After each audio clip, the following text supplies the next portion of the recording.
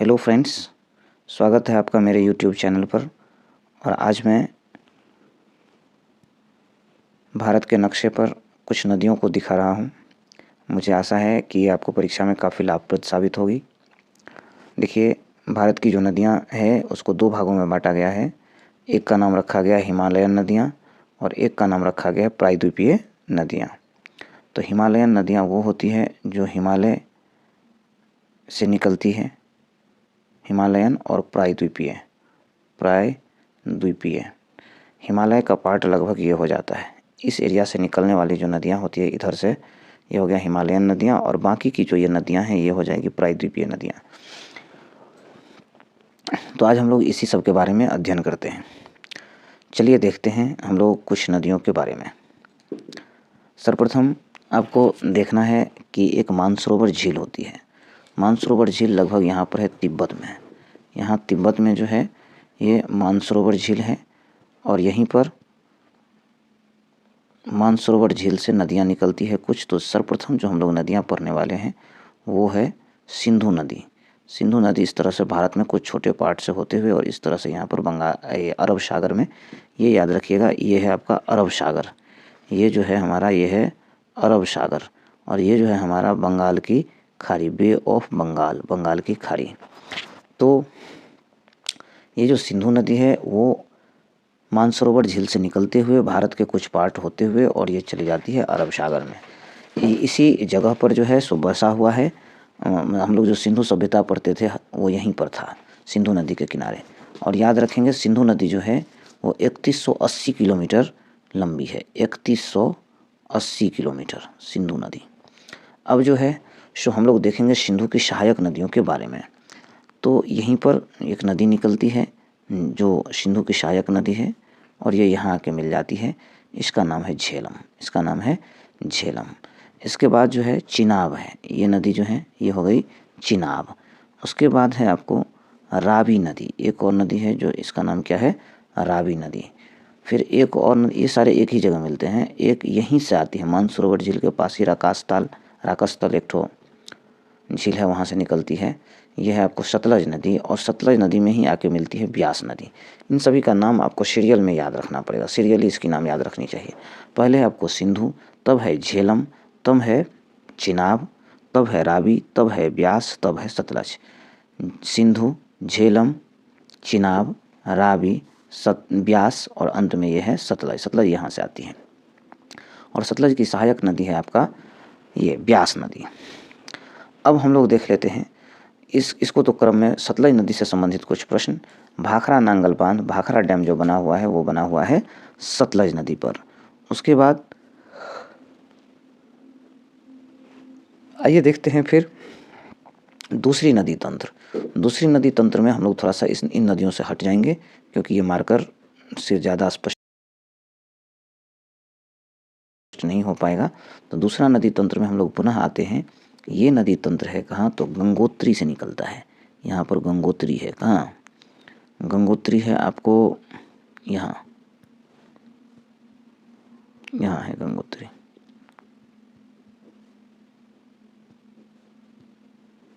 यहाँ है हमारा गंगोत्री। यहाँ गंगोत्री से गंगा जी निकलती हैं, और ये गंगा आपको यूपी होते हुए, बिहार होते हुए, कुछ पार्ट झारखंड में भी प्रवेश करते हुए, पश्चिम बंगाल होते हुए बांग्लादेश में प्रवेश करती है, और ऐसे बंगाल के खाड़ी में चली आती है। गंगा की लंबाई जो हमारे देश में है वो है 2525 किलोमीटर। 2525 किलोमीटर, ये भी हमें याद रख लेना है साथ ही साथ। और हमारे देश की सबसे लंबी नदी गंगा ही है। इसके बाद गंगा आती कहाँ से, तो यूपी, उत्तराखंड से निकली, फिर यूपी, फिर बिहार, थोड़ा सा पार्ट झारखंड, फिर पश्चिम बंगाल, और फिर बांग्लादेश होते हुए ये बंगाल की खाड़ी में गिरती है। आपको याद रखना होगा कि गंगा जी की एक सहायक नदी है यमुना, जो इस तरह से आकर के इलाहाबाद में, प्रयाग में गंगा जी से मिलती है। यमुना की लंबाई है आपको 1310 किलोमीटर। यमुना की लंबाई है 1310 किलोमीटर। यमुना भारत की सबसे बड़ी सहायक नदी मानी जाती है। यमुना से मिलने वाली कुछ नदियाँ भी हैं। यमुना से मिलने वाली नदी में जैसे आपको चंबल नदी है। चंबल नदी जो है ये राजस्थान से आती है, और ये मिलती है किसमें, यमुना में। चंबल नदी के किनारे ही कोटा शहर बसा हुआ है। बात थोड़ा सा यमुना की भी कर लें तो यमुना नदी के किनारे आपको दिल्ली शहर बसा हुआ है और आगरा शहर बसा हुआ है। पटना की भी बात कर लें तो पटना के तट पर जो बसा हुआ शहर है उसे हम लोगों ने पीछे वीडियो में भी पढ़ा है।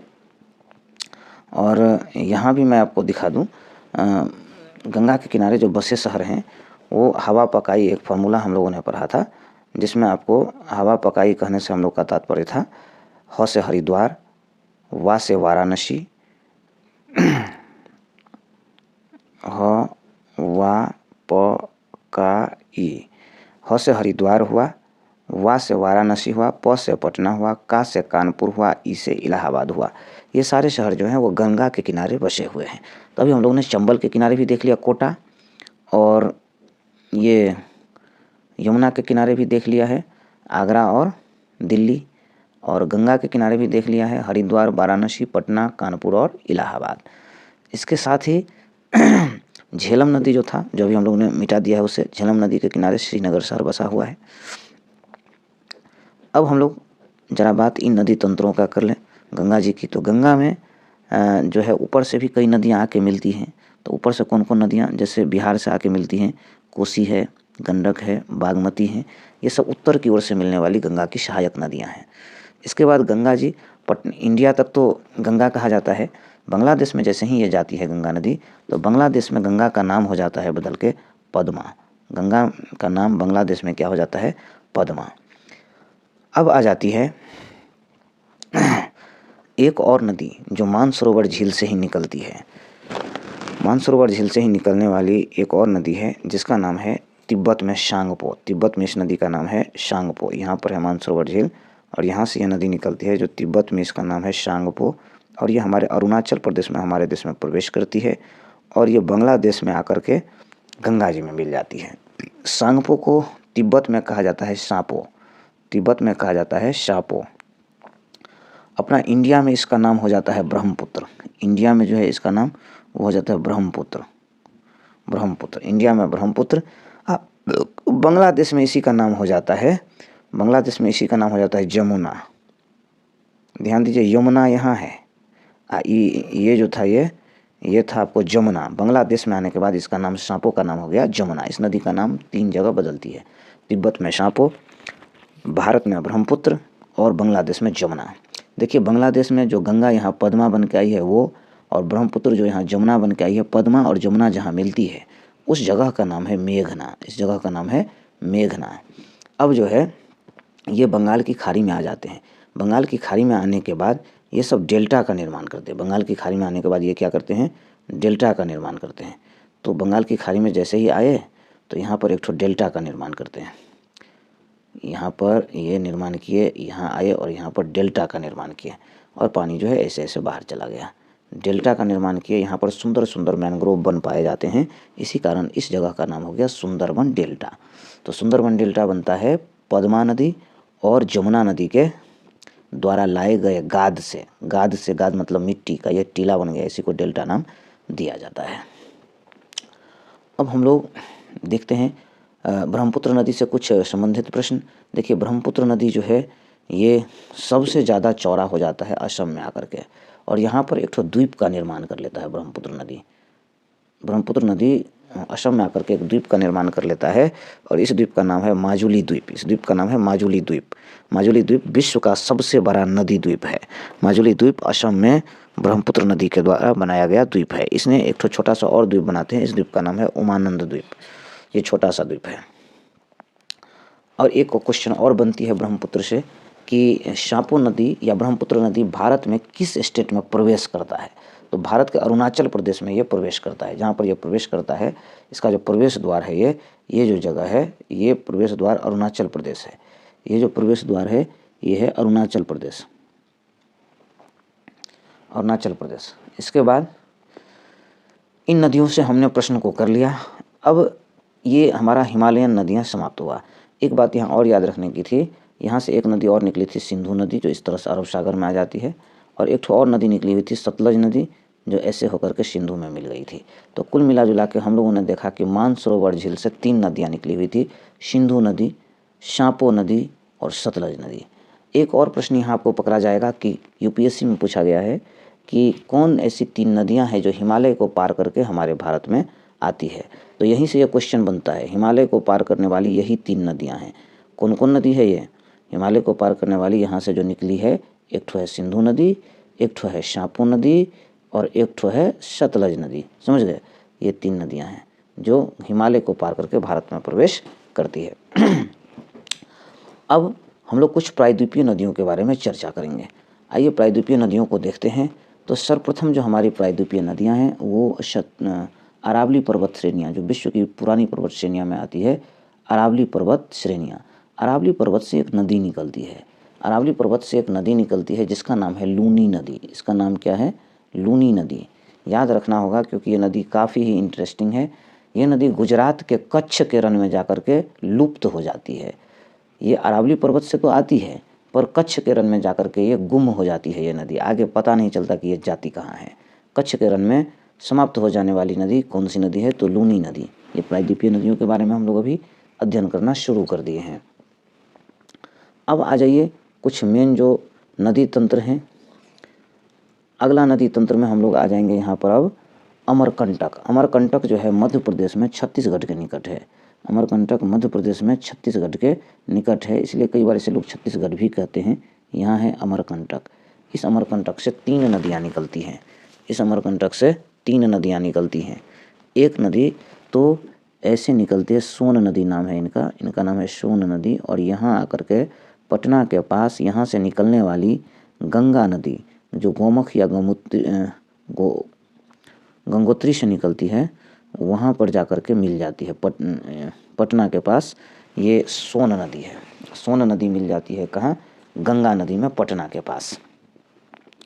तो इस नदी का नाम जो हो गया वो हो गया सोन नदी। सोन नदी जो गंगा जी में जाकर के पटना के पास, दानापुर के पास मिल जाती है, सोन नदी। अब जो है ये अमरकंटक, ये जो जगह है ये अमरकंटक है। अमरकंटक से और कौन सी नदियाँ निकलती है?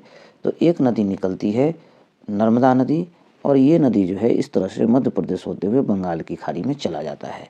नर्मदा नदी से संबंधित भी कुछ प्रश्न आपको पूछे जा सकते हैं। नर्मदा नदी से संबंधित ये प्रश्न है कि नर्मदा नदी मध्य प्रदेश में एक जगह है जबलपुर। मध्य प्रदेश में एक जगह है जबलपुर। जबलपुर में ये नदी एकदम सीधे नीचे गिरती है, एकदम सीधे नीचे गिरती है, एकदम सीधे नीचे गिरती है और ये जलप्रपात बनाती है। क्या बनाती है? जलप्रपात। जलप्रपात को झरना भी आप कह सकते हैं। और इस जलप्रपात का नाम है धुआंधार जलप्रपात। तो आपको ये भी पूछा जाता है कि धुआंधार जलप्रपात कौन नदी बनाती है? तो हम लोग कहेंगे कि नर्मदा नदी बनाती है धुआंधार जलप्रपात। कहाँ बनाती है? तो मध्य प्रदेश के जबलपुर में। और नर्मदा नदी किस सागर में मिलती है? तो अरब सागर में मिलती है। यहाँ से एक और नदी निकलती है अमरकंटक से। आइए उस नदी के बारे में भी चर्चा करते हैं। अमरकंटक से एक नदी इस तरह से निकलती है और उड़ीसा के कटक होते हुए चली जाती है कहाँ? अरब सागर में। इस नदी का नाम है महानदी। इसका नाम है महानदी। महानदी जो होती है इससे भी संबंधित कई प्रश्न हैं। महानदी के किनारे उड़ीसा का कटक शहर बसा हुआ है। साथ ही एक और बांध पूछा जाता है, डैम, कि हीराकुंड बांध किस नदी पर है? तो वो भी है आपको महानदी पर। अब जो है अमरकंटक से निकलने वाली 3 नदियाँ भी हम लोग को याद रखना है। पहला हो गया सोन नदी जो गंगा में मिल जाती है, दूसरा हो गया नर्मदा नदी जो अरब सागर में गिरती है, तीसरी हो गई महानदी जो उड़ीसा होते हुए अरब सागर में मिलती है और इसी पर हीराकुंड बांध बना हुआ है। तो इसके लिए भी हम लोग एक फार्मूला लिख लेंगे, सोनम, सोनम। ये जो है अमरकंटक से निकलने वाली नदियों के लिए फार्मूला है। आप कहेंगे इसका अर्थ क्या हुआ? तो इसका अर्थ ये हुआ, सो से हुआ सोन नदी, सो से हो गया सोन नदी, नौ से हुआ नर्मदा नदी, मो से हुआ महानदी। ये 3 नदी ऐसे हैं जो कहाँ से निकलता है? अमरकंटक से निकलता है। अब जो है नर्मदा नदी के नीचे ही एक नदी आती है, ताप्ती नदी। नर्मदा नदी के नीचे ही एक नदी आएगी, ताप्ती नदी। तो अभी आप गौर करिए, देखिए सबसे पहले हम लोगों ने यहाँ से देखा था नर्मदा नदी को, ठीक है।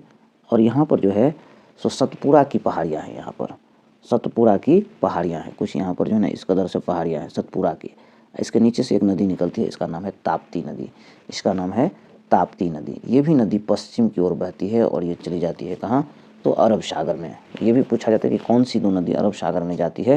तो हम लोग कहेंगे नर्मदा नदी एवं ताप्ती नदी।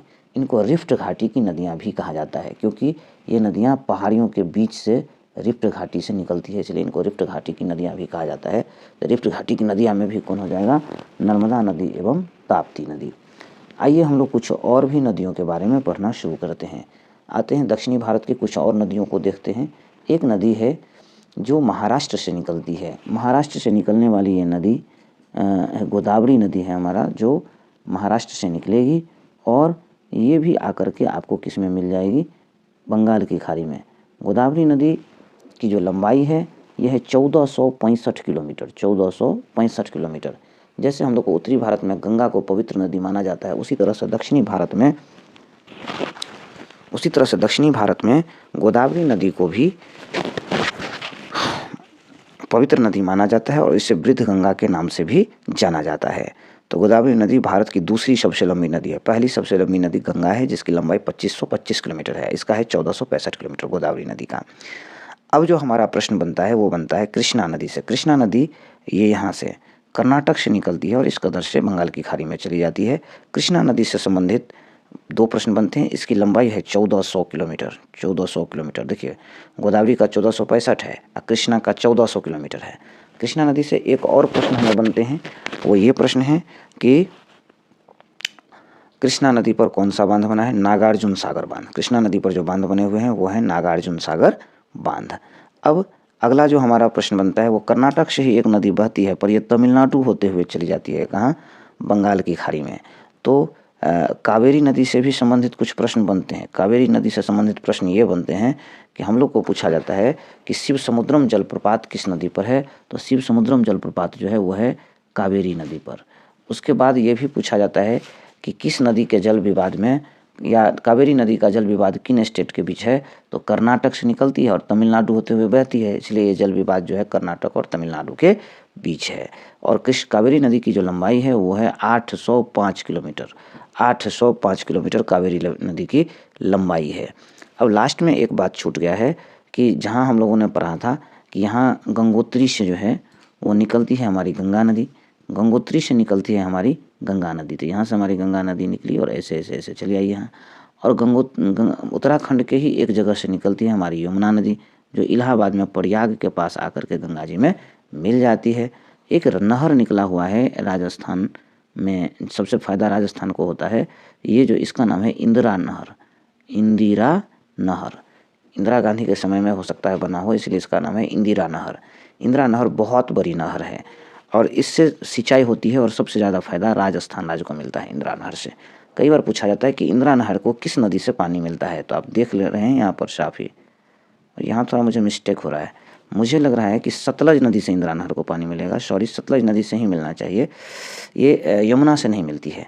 बल्कि देख लीजिए ये इंदिरा नहर जो है, इंदिरा नहर, इसको जो पानी मिलेगी सतलज नदी से। सतलज नदी कहाँ थी, तो सतलज नदी थी जो मानसरोवर से निकली हुई थी। सतलज नदी मानसरोवर से यहाँ से निकली हुई थी सतलज नदी, यहाँ से निकली हुई थी सतलज नदी और इसे गई हुई थी और यहीं से वो सिंधु नदी में मिली हुई थी। सतलज नदी से नहर निकला हुआ है जिसका नाम है इंदिरा नहर। इंदिरा नहर निकला हुआ है, तो ये पूछा जाता है कि इंदिरा नहर को पानी किस नदी से मिलती है, तो हम लोग कहेंगे सतलज नदी से मिलता है। इंदिरा नहर को पानी किस नदी से मिलता है, तो मिलता है सतलज नदी से। यही हमारी सतलज नदी है, यही हमारी सतलज नदी है और सतलज नदी से ही इंदिरा नहर निकली हुई है और इंदिरा नहर को पानी मिलता है सतलज नदी से। और इससे लाभान्वित होने वाले राज्य हैं राजस्थान सबसे ज़्यादा। इस तरह से हम लोगों ने थोड़ी बहुत नदी के बारे में जाना है, लेकिन एक बात मैं भूल गया था, वो मैं अभी बता रहा हूँ। 1960 ईस्वी में तत्कालीन प्रधानमंत्री पंडित जवाहरलाल नेहरू एवं पाकिस्तान के बीच में सिंधु जल समझौता हुआ था। तो मैं आपको बताते चलूँ कि सिंधु जल समझौते में सिंधु नदी से संबंधित नदियों के जल के बंटवारे पर विचार किया गया था। तो मैं आपको अभी बता रहा हूँ, देखिए यहाँ पर था सिंधु नदी। सिंधु नदी जो मानसरोवर के पास निकलती है, तो यहाँ से निकली थी सिंधु नदी ऐसे और बंगाल की खाड़ी में मिल गई थी। और इसकी कुछ सहायक नदियाँ थी जिसे आप हम लोग याद करें। सिंधु के बाद कौन था, तो झेलम था। झेलम के यहाँ से नहीं निकली थी झेलम, झेलम यहाँ से नहीं निकली थी, इधर से ही झेलम। झेलम के बाद था आपका चिनाब नदी। झेलम के बाद था हम लोग का, देखिए चिनाब नदी। चिनाब के बाद था हम लोग का रावी नदी। रावी के बाद हम लोग का कौन सा नदी था, तो सतलज नदी, ब्यास नदी था। और सतलज फिर यहीं से निकली थी, तो सतलज नदी जो निकली थी तो सतलज में ये ब्यास मिल गई थी, समझ गए।